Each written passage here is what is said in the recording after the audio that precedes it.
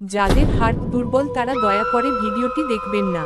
নতুন হলে চ্যানেলটি সাবস্ক্রাইব করে পাশে থাকবেন। ধন্যবাদ। চলনবিল পাথ 2 এই 3টি মন্দির ও মধ্যবর্তী বিলের এলাকা ভুতুড়ে বলে প্রচলিত। এছাড়াও চলনবিলে জিনের প্রভাব আছে বলেও বিশ্বাস প্রচলিত আছে।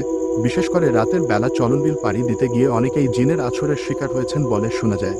এমনকি অনেক পথিক ও অশরীরীর উপস্থিতি আজ করতে পেরেছেন বলে জনশ্রুতি আছে।